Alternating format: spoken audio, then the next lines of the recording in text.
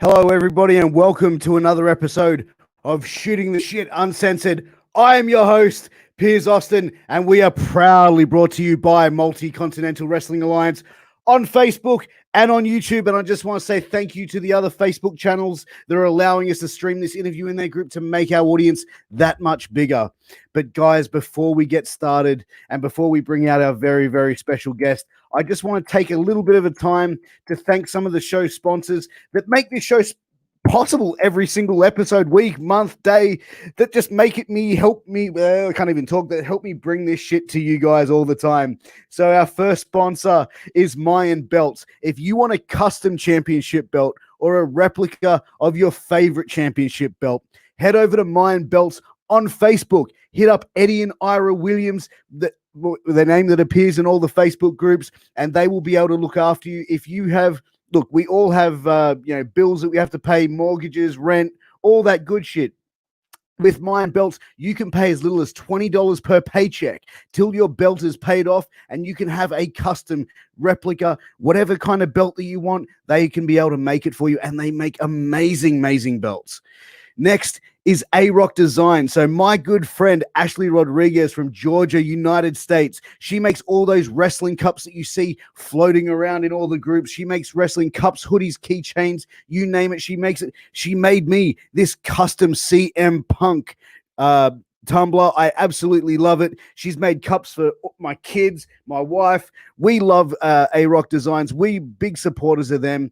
Also, last but not least, is Signal Studios. They are a recording studio based in Sydney, Australia. If you're a pro wrestler and you need some music for your new intro music, whatever it may be, they will be able to hook you up. If you just want some music so you can write your own shit too, so you can write some lyrics, or if you just want to go to a place where you can jam out, hit up Rafi Tomasian at Signal Studios and he will look after you. Now, guys, I just want to make a special mention, and this is like I've done a lot of promotion for sponsors, but now I'm going to plug a little bit of our own stuff. Guys, we do have a Pro Wrestling Tee store, and if you want to rock out and support us that much more, head over to Pro Wrestling Tees, and you can get yourself some cool merch like this shirt, which is the Shooting the Shit Uncensored shirt. Or you can get our 2020 wrestling shirt, which is 2020 Wrestling, our wrestling game show every Wednesday night at 10:30 p.m. Australian time.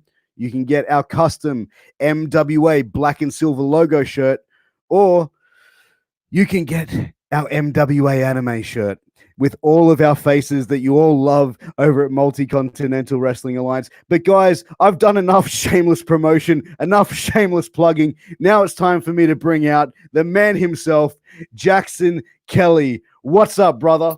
Hey, Piers, how you doing? Man, I'm doing really, really well. Thank you so much for coming on the show tonight, man. How you been, bro? What's been happening? Not too bad, not too bad. I have to admit, I just sort of moved the laptop here on my lap, and now I'm looking down on it like an old man. Probably looking like an old man as well with this scraggly beard, which is, I mean, everyone got their lockdown beard going, so I guess I'm no different. But other than that, I'm good. I'm good. How are you? Man, I'm doing well. I've been really excited to sit down with you, man, and have a chat. I've been, watching a few of your matches. I've been seeing some of your stuff over the last year or two, man, and I'm a big fan, dude. I'm a really big fan, and I'm really excited to have you on the show and to have this conversation with you and just get into it, man. But how's lockdown been treating you, man? You look like you've been keeping in shape and keeping fit. How's lockdown treated you? Yeah, it's all right. It's been I guess it's been a bit of a break from everything, as it's just like everyone else is.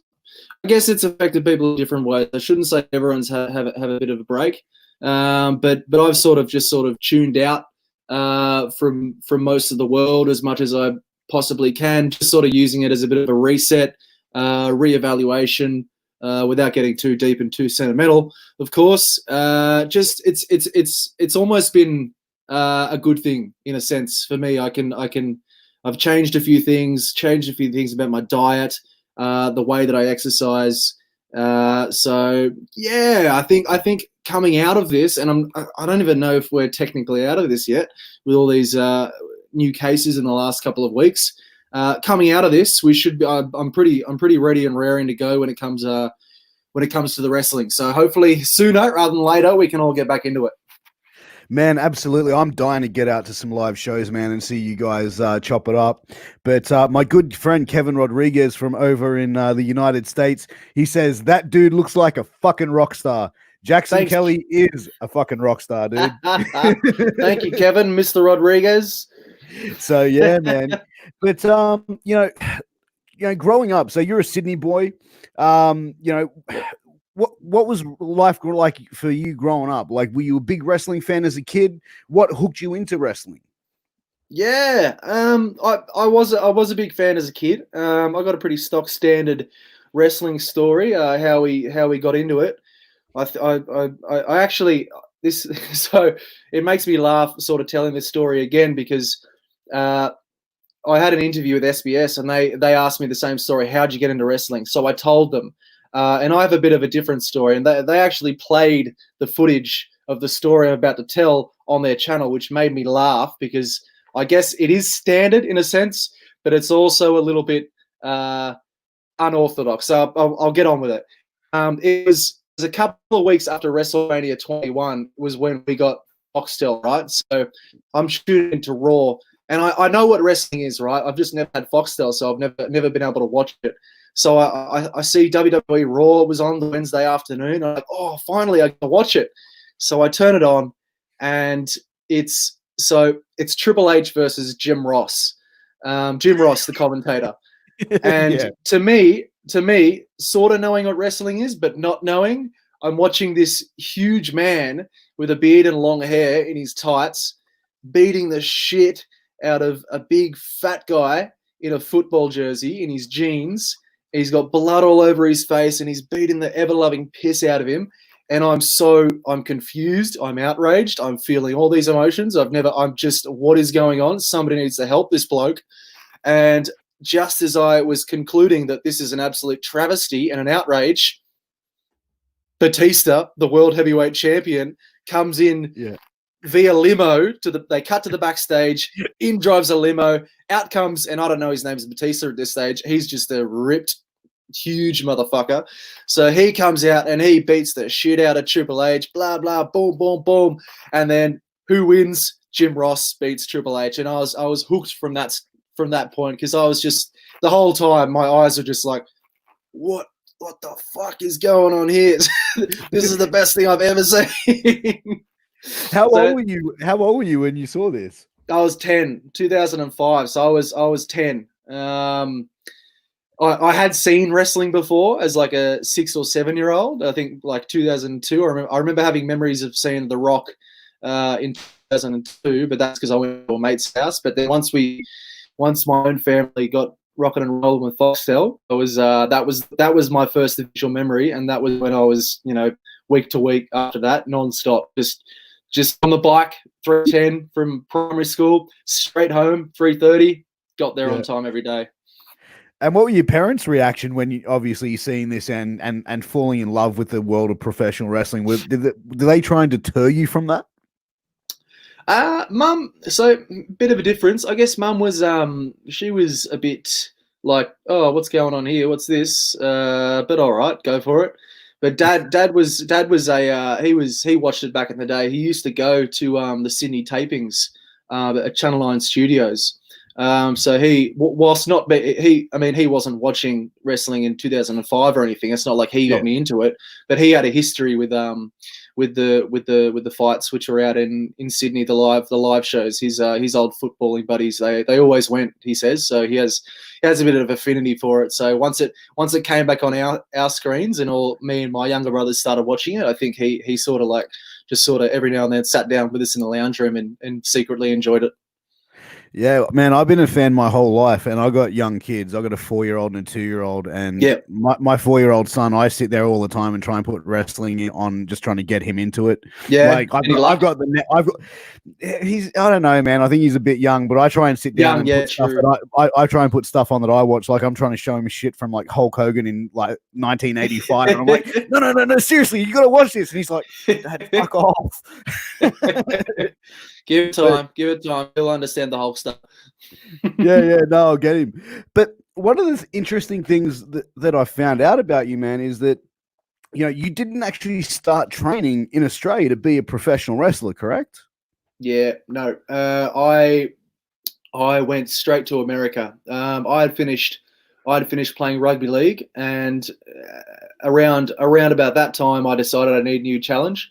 So I spent about a year saving up money. I wanted to travel to America too. So whilst I had this idea in mind that I was going to do professional wrestling, I also had an idea that I wanted to travel. So I kind of combined those two, and turned my gap year into a training for professional wrestling gear. So the first time I ever set foot in a ring was at the Black and Brave Academy in Iowa, America, like you said.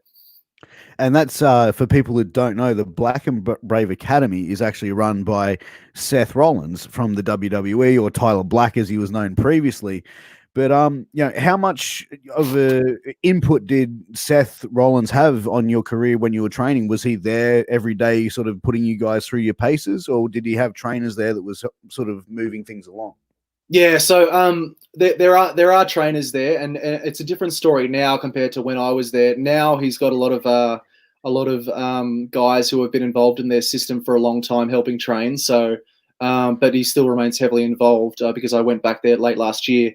But when I was there, we were pretty lucky, I should say, because when I got there, most of my 12 weeks of training was when. I guess I shouldn't say lucky because it was unlucky for him. That was during his injury, the knee injury.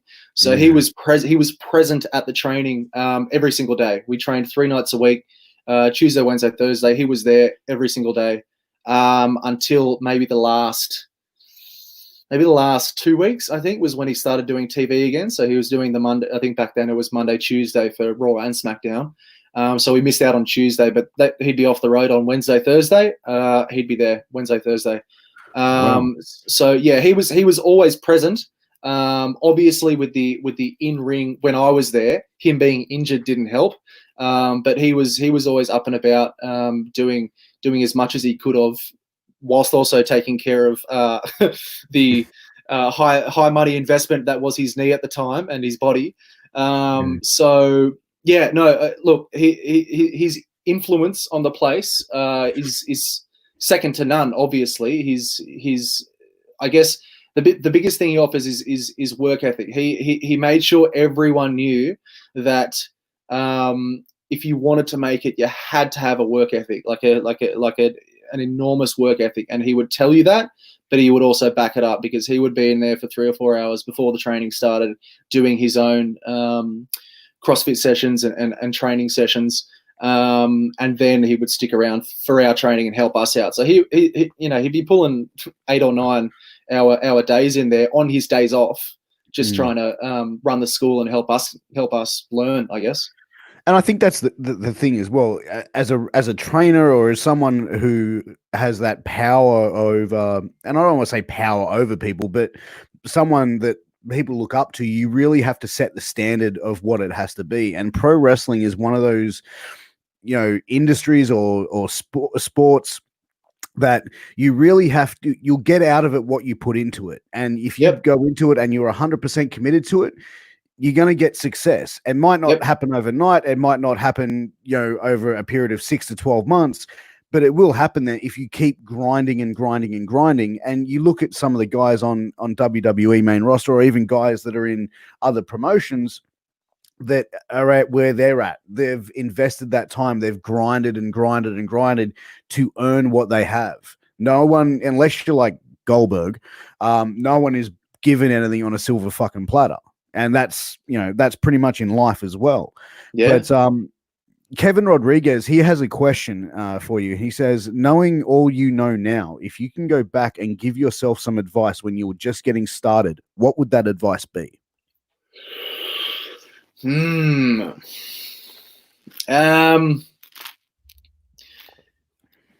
Protect yourself more. I think I remember I learnt the hard way.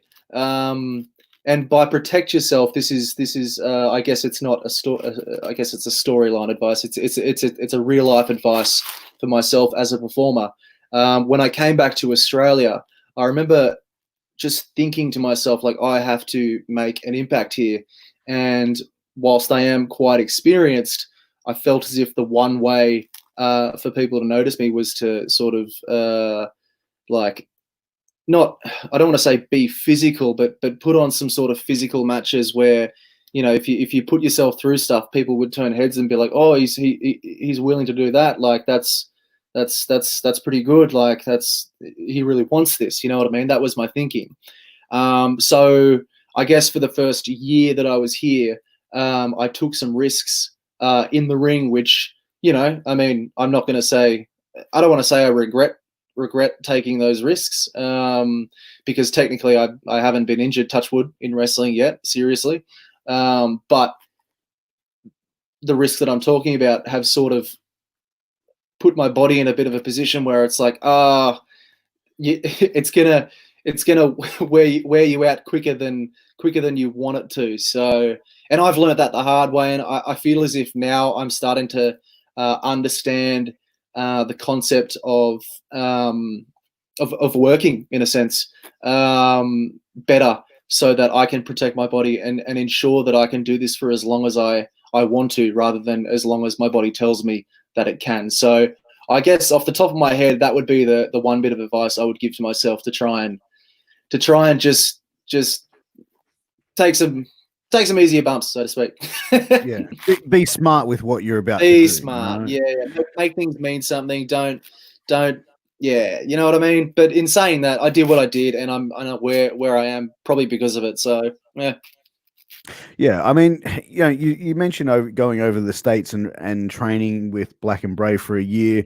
While you were there, like, how far into your training were you actually then going out and getting bookings and starting to do matches and start doing shows? From the day I finished training, after 12 weeks, I think it was another 2 weeks I was in a Rumble. And then after that, another 2 weeks, so about a month, we were doing singles matches on shows. And mind you, quite entry-level indies where you're scratching and clawing for any sort of opportunity you get. You might get paired with someone you know, you might get paired with someone you don't know from around the Midwest, which is where we were. But I was fortunate enough to you know, have trained relatively hard whilst I was quite hard. It's probably the hardest I've ever trained whilst I was over there.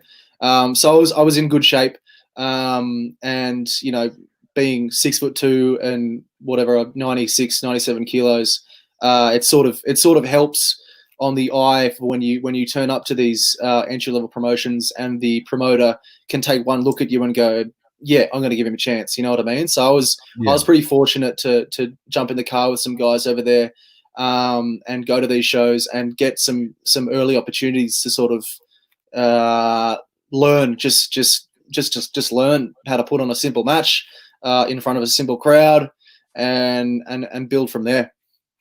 And how did you find, because obviously you're a young guy going over and just going, you know, I'm going to go and live in the United States for the next 12 months. I'm going to train to be a professional wrestler.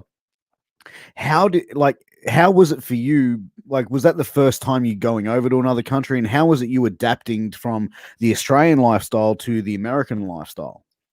Yeah, not the first time I'd been to another country, but the first time I lived in another country for an extended period of time. Like you said, I was there for about 10, 11 months, so pretty much a year. So having to settle yourself in and do your daily routine over there rather than a traveling schedule, that was a change. But like, I guess I had great support over there. Like, I can't speak highly enough for everyone involved in Black and Brave and the wrestling community over there, because everyone just got behind each other, and I felt everyone getting behind me, because there was one other Canadian in my class. Me and him were the first international students to come through that school. So I guess, I'm not sure what it was. Maybe maybe I'm a nice guy, but they sort of really helped me out when I needed it, with you know, lifts and I don't know, just anything that I sort of needed, they were there for it. So that made living there easier. In terms of wrestling, I guess, yeah, like I can't compare it to much else, like, because I haven't been involved in the Australian scene. But just dealing with it was all new to learn, you know what I mean? And that was nerve-wracking thing, but also the exciting thing. You know what I mean? Like, I feel as if I went at a time in my life when it was the right time for me to take a leap and take a risk on something because I had nothing to lose. You know what I mean? So I went over there with the right attitude and be like, instead of missing out on opportunities because I was too recluse. You jump at the chance to do something. You be nice to the right people, and you never know what's going to come up. So I think, I think the wrestling thing was something to learn in terms of just navigating the wrestling world over there. But it was also good for me to do that for what I do. I trained for a bit, and then I was probably, I guess you could say, on the indies for 6 months or so. So to have that 6 month experience of just doing shows, making the towns, as they say, was invaluable to bring it back here, and then implement that sort of behavior, socialization into the Australian scene for myself. Yeah, and how was it like? Obviously, coming back to Australia, and obviously you've trained over in the States, under a quite reputable trainer. Yeah. And how did you find then coming back and then trying to come up to these promotions like IWA, PWA, Newey Pro, and saying, "Hey, I've been trained by Seth Rollins. I'm good to go." Yeah, no. Was that like more of a like on really? Were you, I know what you mean. And it was the reservations. Like I said, it was nervous and exciting to go over there, but I think it was more nerve-wracking to come back to the Australian scene. Like you said, I had to say that. I had to. So whatever reaction that garnered, it was what it was. But I sort of had to say that because, that's what I did. So yeah. Hello, my name's Jackson. I've just undergone some training under, like you said, Seth Rollins, his wrestling school. If you're willing to give me a chance, I'm willing to take the most of it. I remember, I think it was the day after I landed in February, I got back to Australia, and the day after I saw a Facebook post for an IWA show. So after having learnt in quotation marks, the right protocols to how to approach things in terms of acquiring a booking, I messaged the IWA page cold. I know nobody, by the way, at this time. I know zero people involved. I didn't know IWA was a thing until I landed and see the Facebook post. I'm sure what's his name, Mark Zuckerberg, did well on that one with his algorithm. It came straight up on the sponsored posts. So well done. Awesome. Yeah, well done, Mark. He's all watching us. But yeah, look, I see that, and I messaged the page and I asked very nice. Look, I explained the situation like you said in the words, pretty much the words that you said it. Thinking like, I could get laughed at, like, and it could be nothing. Like, someone could be like, "Oh yeah, whatever, mate, piss off." Like, no, just don't come. So I just asked politely to see if I can come help out with the show, and fortunately enough, it was a yes. Come down. Always need a hand. For any young wrestler watching, always need a hand. And you do get noticed giving a hand. Again, for any wrestler watching, you do get noticed when you're giving a hand. I came, helped out with the ring. I remember being under the ring, helping set up on my hands and knees. And I think the promoter was like, give him a chance, like throw him into a singles match, make it a triple threat. There you go, see what you got. And IW Mark Mercedes, running the company, he was happy. He said, "Bring him on. We've got a show tomorrow. You coming?" And I was like, "Sweet, awesome." Went to that and just. Mark Mercedes is an intimidating dude, man. We were talking before, and I met him years and years ago, like 20 years ago, when I was an 18-year-old kid, and man, he was an intimidating guy, man. I can imagine, obviously being, obviously so green into the business, and sort of seeing him, this established guy. Yep. Who is going to say, "Yeah, all right, come on," give it a crack, son. Yep. That's the thing. He's established. He's done what he's done, so everyone sort of knows that and respects that. And to sort of get the thumbs up on that night was like, "Oh, okay, that makes me feel a bit good. We might be onto something here. So let's make the most of it." Yeah, so Kevin Rodriguez, he's got another question. He He's wants to back. know what he's back, big K Rod. So he's actually a good friend of mine. Me and Kevin Yep. do another podcast called Wrestling with Tragedy with former ECW original the Kingpin Medina, which guys, Nice. just letting everyone out there know that is now on the Vince Russo network on YouTube. So make sure you head over there and check us out. And yes, it's the Vince Russo. But anyway, enough shameless promotion. I'm sorry. No, Kevin wants all to know, good. was your goal to stay in America, or did you always want to come back to Australia? I can answer that question very easily, and it might not be an answer that he's happy with. I had a 12-month visa, so I was on a student visa. It was 12 months long. I was either coming home at that point, or I was staying there illegally. I would have been thrown over that wall. So yeah, look, to answer it properly, I think coming home was the right call. As much as I would have loved to have sort of kept building things in wrestling over there, and I made plenty of great friends. I think coming home was the right call for sure. Oh, absolutely. And how long did it take you to really establish yourself on the Aussie scene? Like you mentioned going and giving your hand, setting up shows, setting up the ring, breaking down the ring, basically paying your dues in the wrestling business. And you need to do that in pretty much every promotion you go to, to get noticed until you become an established guy. That's right. But how long did it take you once you started turning up to shows, helping out, to really start developing a name for yourself once you started getting opportunities? I guess it sort of depends on how you define established. I feel pretty comfortable in my standing at the moment where I'm at in my career. So I guess you could say, at least by my definition of I feel established at this stage. I'd say you are. But what I'm saying is, how long did it take you to get to where you're at? Yeah. And I think the big turning point was when I got a chance with Newcastle Pro Wrestling, because they brought me in, and they brought me in with intention of pushing me very early, which was a shock to me. But I was just trying to do my job for the show, and the position that I was put in terms of the heavyweight championship and all that was sort of thrust in my direction, you could say. So I just wanted to make the most of it and do my job and tell the right stories. But I think it was during that period that people were like, okay, like, because I think I was probably only doing most IWA shows and IWA tours at that stage. So I'd had one that I think I maybe had 2 Trans-Tasman title reigns by that stage. But it was it was after that stage that, things started going with the Newcastle, and I was doing Newcastle and IWA.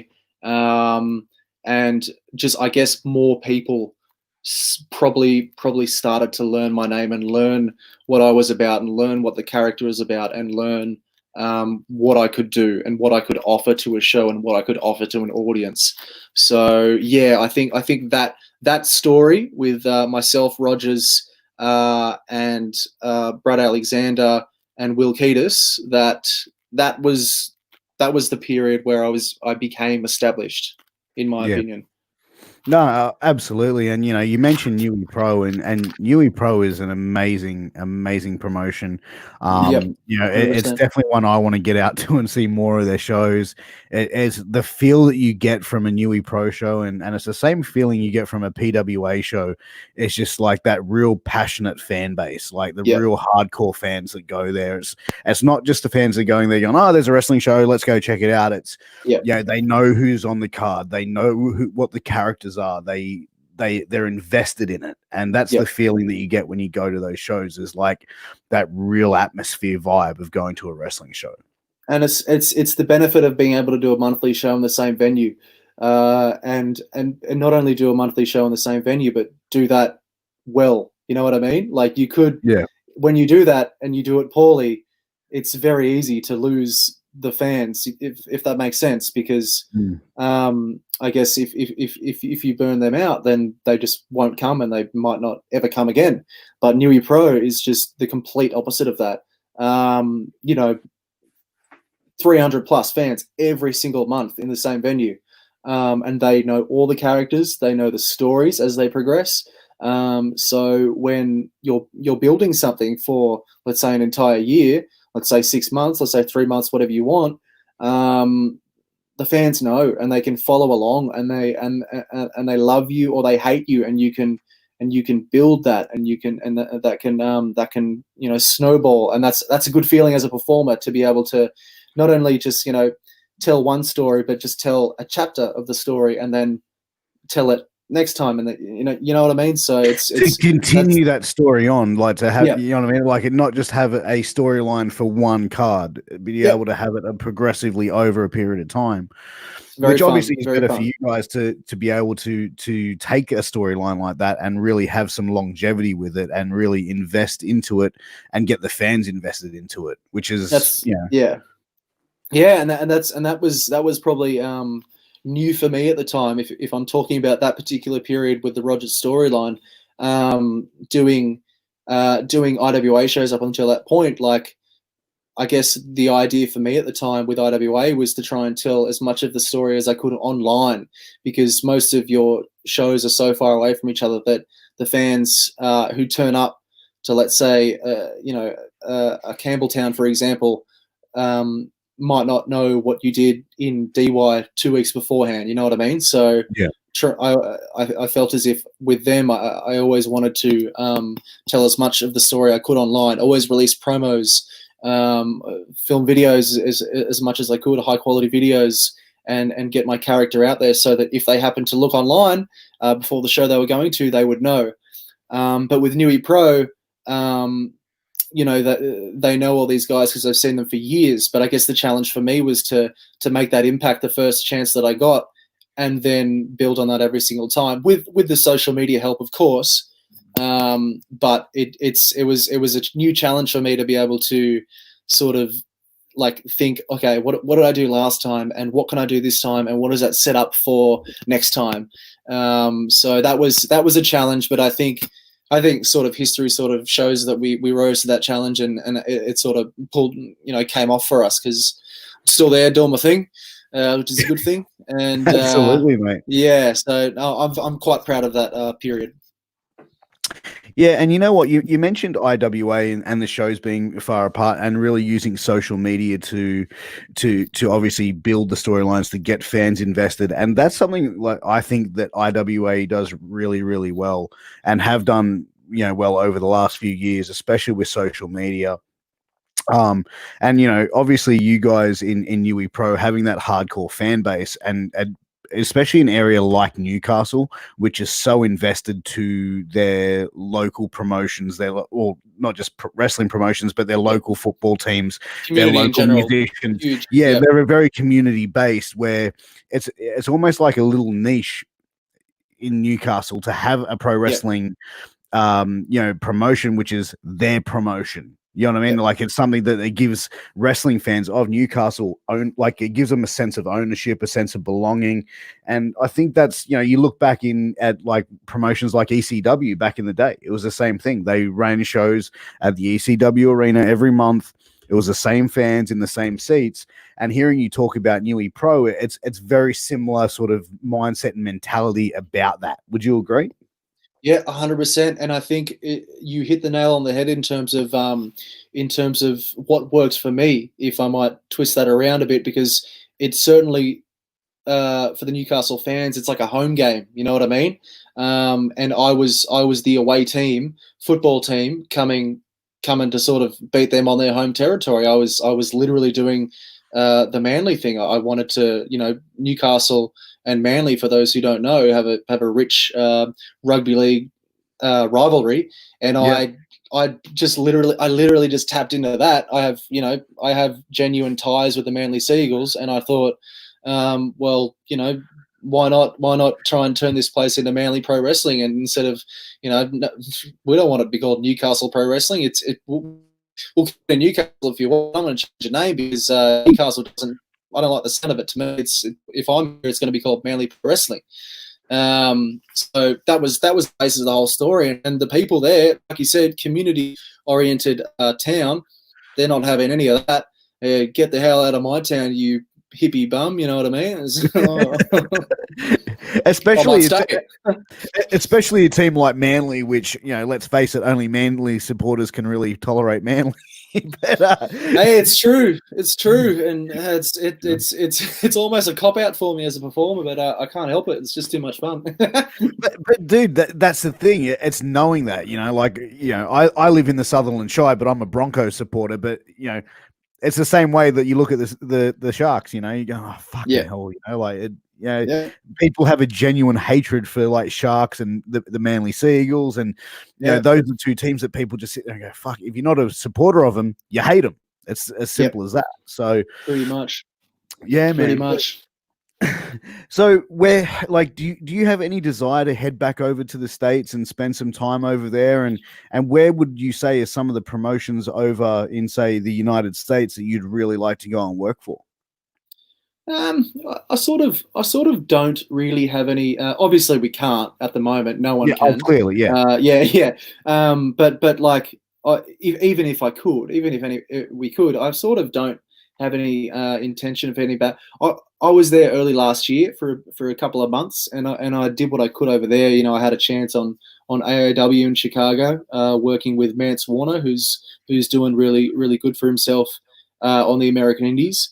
He's amazing. I'm a huge fan of him. He's like the Southern Psycho. He's tremendous performer. Really good performer. Have you seen the shit that he does? That he's coming out like where he actually pretends he's a WCW wrestler and shit. Yeah, it's a bit of his gimmick. I follow him on Twitter, and he's always talking up WCW Thunder and Ted Turner. It's good. I like it. Like he's hilarious. But yeah, sorry. Yeah. No. It's to come back to. I sort of don't have any sort of intention of leaving Australia. I think we're onto something good here, and I know coronavirus has sort of stalled that and put it on pause. So maybe it feels like it's sort of halted a little bit. But once we get rocking and rolling again, I think the proof will be in the pudding. Is that we are onto something sort of special here in Australia. Whatever that is, I feel as if like performers and fans and people involved just sort of have that feeling. You know what I mean? So it just makes me want to stay here and contribute to the scene here and do my part wherever I may fit in to sort of build this up, because I think there's something special brewing, and I would rather be a part of it here than America or anywhere else for that matter.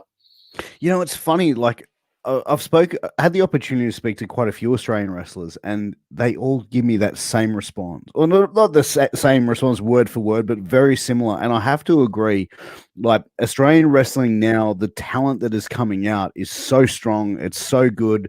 You know, like you look at guys like yourself, Steph DeLander, Headhunter Rig, Chris Abbott, you know, and even guys that have headed over into the United States, like Jonah Rock, who's known as Bronson Reed. Yep. You know, you've got, you know, Buddy Murphy, over in the States, the Iconics. Like Australians are really now coming into their own of pro wrestling. And the thing is, Australian wrestling has always been healthy. It's always been good. I think now it's probably the best that it's been, and you're really starting to see Australian talent get the recognition that they deserve. And especially Australian talent which are based in Australia, which are now building a fan base. And that's something that probably 15 years ago, you know, maybe a few hardcore fans, but not to the extent where it's at now. Yeah. And I think it's just so close to cracking that sort of, I mean, you can compare, I guess, Australia. So America have their celebrities, and I wouldn't say Australia has celebrities, but we do have a mainstream, if that makes sense. And I just feel as if, like, we are so close to cracking some sort of, like, mate, it's just something which will just bring us over the line. And, you know, I don't know what it is but I just feel as if there's something special going on, and whatever it might be that turns professional wrestling into a sort of mainstream attraction here in Australia. I sort of really want to be part of that, and be in a position to help make that happen. So yeah, I think like you said, this is the time for Australian pro wrestling. Yeah, no, I definitely agree. And like one of the things, like there are quite a few promotions around Australia, but how do the promotions interact with each other? Like, do you have like main promoters saying to you, "Hey, I don't want you to go and work for this guy. No, you should only be working for me," or is it pretty much like, "Well, no, we understand that this is a business. You have to make money. You have to build your brand of, obviously Jackson Kelly. Are they happy for you to go and work with other promotions, or do they try and have a sense of ownership over the performer?" Nah, I don't feel any sort of ownership. Like, I don't feel owned, for example. Not owned, but sort of Yeah, they no. try and, where I'm coming. Yeah. I know what you mean, and I have run into that, but minimal. You know what I mean? Like, very minimal. It's only in certain specific cases where someone will not tell you to do something, but just ask you and be like, "Hey, look, if you do this, like, this is this is what it's going to mean for us." And then it's. I feel as if the ball should always be in the wrestler's court, if that makes sense. And I feel very comfortable with the choices that I make. I sort of have my loyalties, and like for me, IWA comes first for me because they gave me the first shot, they gave me the first opportunity, and I will always have a sense of loyalty to them. So, but yeah, I don't think, I think that's a thing of the past now. Promotions, owning exclusive talent, or I don't even know if that's the right terminology for it, because I haven't really come across it.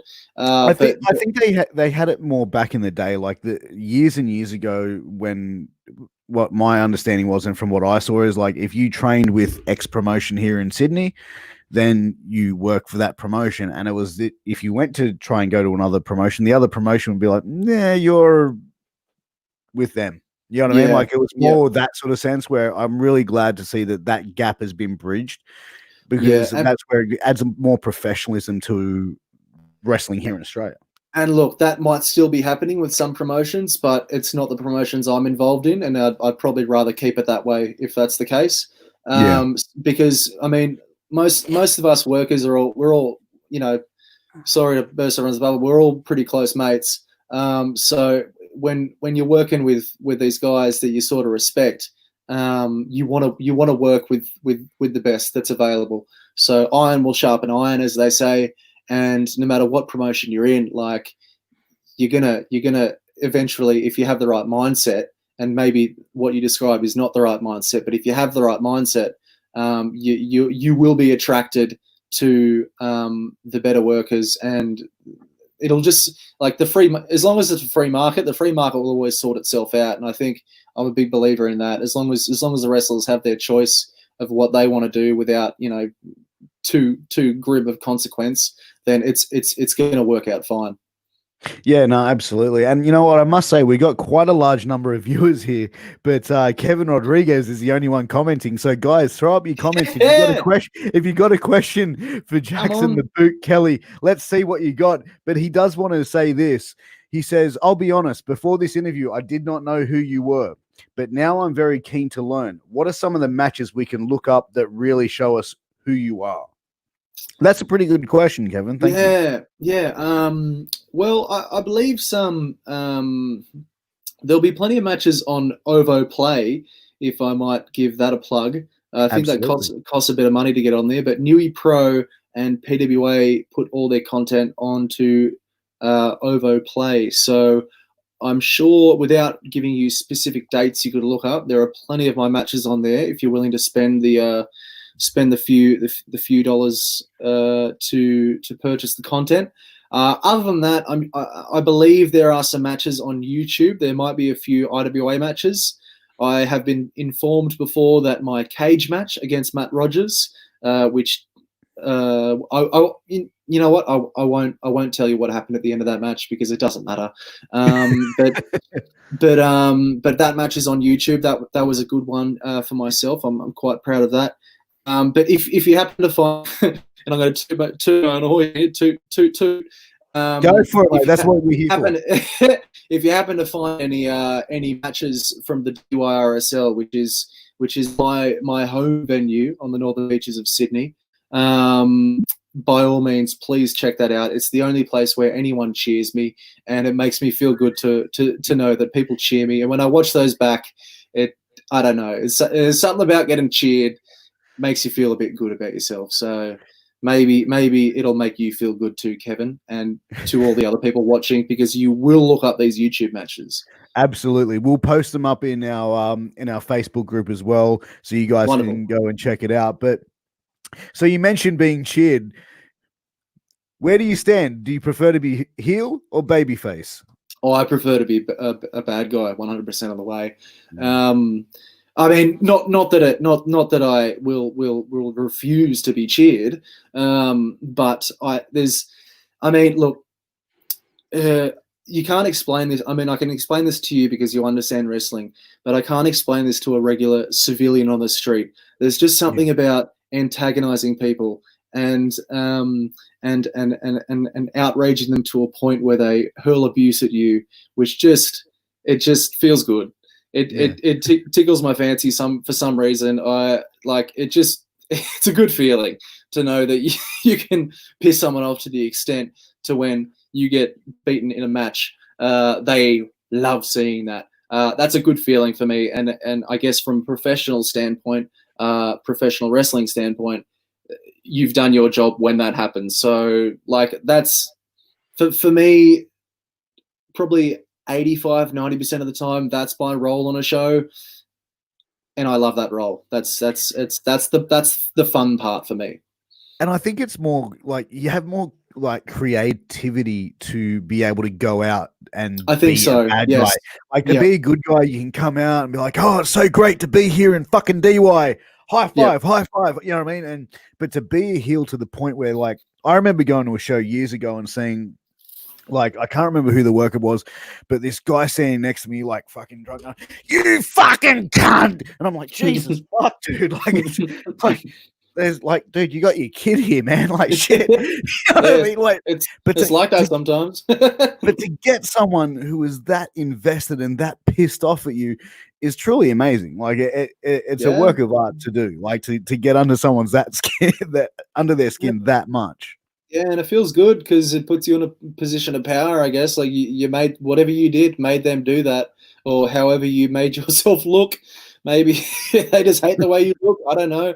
But yeah, I think I enjoy that. I really do. Yeah, and that's the thing. Like, you know, yourself who've got that quick wit and that attitude of going out and being that heel, you're really able to see how you can antagonize that crowd. And as you said, you know, you get a few cheers when you go to DY, and you know, you've obviously got your mates there and people that have known you around that area. Yeah. But you know, for you to get heat in DY and the Northern Beaches, how good does that feel over the cheers when you are the heel in that situation? Well, I haven't been yet. That's the thing. That's the thing. I'm not sure if I want to toy with that, because if I lose them, then who have I got? That's all right, mate. Yeah, that's right. I'll be the bipolar fan. I'll go, "You fucking suck, but we love you." Yeah. Please, just make noise. Mate, that's the exact thing. As long as you can get people invested, and that's something that obviously, you know, is the main part of it. And you mentioned your cage match with Matt Rogers, which I've watched a couple of times, and I think it's absolutely brilliant. And especially the fact that a cage match can be brought into an Australian promotion and done, and you guys did it so well. And years ago, that's something that you would not necessarily see in Australian promotion, is a cage match. And the way that you guys did that, the story that you guys told, you know, Matty Rogers is a phenomenal worker, much like yourself. But, you know, out of all the guys that you've been able to work, how would you rate that match? Is that your favorite match that you've had in your career so far, or is that you think that there's been more that you've really enjoyed? That is up there because it not only was the match itself I was quite proud of, but the culmination of what was it, like a 6-month story when I was brought into, I think it was 5 or 6 months. That was the ending to the story. So to sort of pay that off was not only felt a sense of pride, but relief, and all those good feelings, like, I can rest easy now, my job is done. You know what I mean? So I am proud of that match, but I think I've had a few other good matches, and I guess I have to take it back. I do have to take it back to DY because like you mentioned before, like atmosphere is a big part of it, and sometimes it's not even down to you. Like I wouldn't even put this down to me being, me as a performer. I just think that the right circumstances happened. And I should mention I'm specific. All DYs. There's been 3 DYRSL shows, and all of them I've been very happy with. But the first one just caught me off guard a little bit because I wasn't expecting it, and I think it was just the perfect storm of me sort of coming. I think I returned home from America that February. So like a lot of people that knew me from the area was like, oh, he's gone off and done this, and now he's coming to a show near us. Let's go check him out. So a lot of guys who sort of knew wrestling from back in the day, but weren't so much, I guess you'd say, Australian wrestling fans, were in attendance. And if I've described that well enough, like that's a recipe for a lot of noise, because a lot of young blokes who probably don't necessarily know how to properly behave at a wrestling show. I mean, who cares? Yeah. Like they were having an absolute ripper of a time, and it was just the perfect storm. Me challenging for the Trans-Tasman Championship. It was against Chris Abbott. Chris Abbott was the good guy on other shows leading up to it. I was a bad guy, and we both just sort of planned something, but not knowing what's going to happen. You know what I mean? It's the first DYRSL show after about 10 years. I think IWA had been there before 10 years prior. And yeah, we were on last, which helped. And just the entrance, everyone was going nuts. It was cool. Did not expect it. And like I said, like when all this is built up, and I think we got a spot in the Manly Daily that week as well, so that helped with some reach. And a lot of people crammed that place and just turned it into a very, very rowdy atmosphere, to which that was the first time I'd experienced something like that. So I think that, to me, that night, I don't even like the match itself was fine, but it's everything else surrounding that which sort of made that memorable. I still have parents of my mates who happened to be there, like talk to me about that, because obviously they don't watch wrestling, they're just going to support me, but they're like, I could not believe how entertaining, like how good that was, and how like they still remember it. You know what I mean? It's something that's going to be with those guys for the rest of their lives, in a sense, even though that sounds a bit no. over the top, but yeah, like that's the power of wrestling, and I think that's what makes it special. And for me, that night is the epitome of that. I think, and I've said this before, and I think pro wrestling allows people to have an escape from reality. Yeah, and it's like, if you can go to a wrestling show or sit down and watch a wrestling show, no matter what promotion it is, it could be a major promotion, a small promotion, America, Australia, England, doesn't matter where it is, but if you can sit down and you can let yourself just be immersed with it, and let, like I said, just everyone's got the life struggles, the life pressures, and all that sort of stuff, and wrestling is an escape. And if you can allow it to be an escape and allow your imagination to be immersed with it, you're going to get a lot out of it as a fan. And that's just in my opinion. And especially when you've got good performers that can tell a story, that can put a show on and really deliver in the ring, on the mic, and really deliver an overall product. You're going to be in for a great time. But the fans who are watching need to be able to give themselves to the product as well. Yeah, if that makes sense. Like, 100%. I just wanted to elaborate because it's such a good point. Like, I mean, we're seeing now with all these crowdless shows, there's like they're fine and they're great because we're watching, you know, AEWs and WWE guys with fantastic performers who know what they're doing.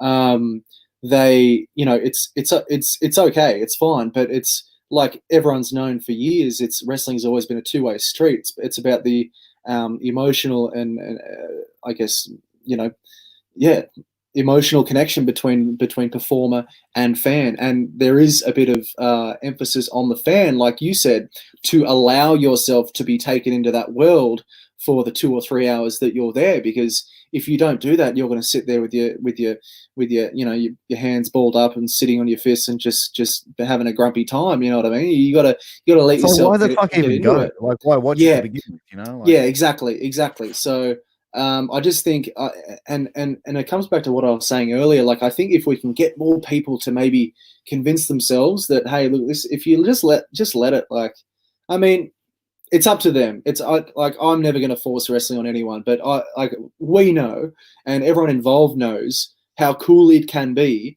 if done right by the right performers with the right crowd, and how magical that can be. So I guess to sort of get the chance to be part of it myself on stage is, mate, feels amazing. And that was one of those nights, because the crowd allowed themselves to, you know, just let's rip in, let's believe for a night. You know what I mean? Yeah, and that's when it's magic. Yeah, I mean, you know, my wife is not a wrestling fan, but, you know, I was watching a show not too long ago, and I can't even remember what it was, but it was it was a match with Lufisto and Black G's, which are two guys. Well, Lufisto, a famous female wrestler, and Black G's over in the States. And it was an amazing match. It was from years and years ago. And it was an intergender match back when intergender wrestling wasn't all that thing. And my wife's sitting there, she's like doing something or other. And then like halfway, she's like, oh, this is fucking stupid. By the end of the match, she was sitting on the edge of her seat going, come on. Like, she was actually cheering like it was a legitimate sporting event. And to me, that was like, fuck, like, like, fuck, now you fucking get it. Like, you know what I mean? Like, after years of me trying to convince you, now you get it, because it was something that she saw, a woman versus a man, and the woman coming this close to beating him time and time in the match. And that's what got her, like, she escaped from reality. She gave into that moment. She gave into that match. Right? And to me, and that since then, she started to watch more and more wrestling. She started watching more and more matches. And it's like, you know, she doesn't like all of it, but there's certain things that she'll see where she'll now go, okay. And that's what gets her hooked. And to me, I'm like, fuck yeah, like, let's let's get more wrestling shit. Like, so she admitted she was hooked after that, because that's rare. She did. She said to me, she's like, and this was a match that was like from 2005, so nearly 15 years ago. Wow, that's good. This match happened, and I just happened to be watching on independent wrestling TV, and I was like, yeah, I'm gonna watch this CZW card from 2005, and that match just happened to come on, and bang, dude, she was, you know. Who would have thought? All your plans from before that, all the matches you probably showed her, and that was the. Yeah, exactly. So, you know, like I said before, I've tried getting my son to watch Hulk Hogan, but he doesn't get it. So, he will.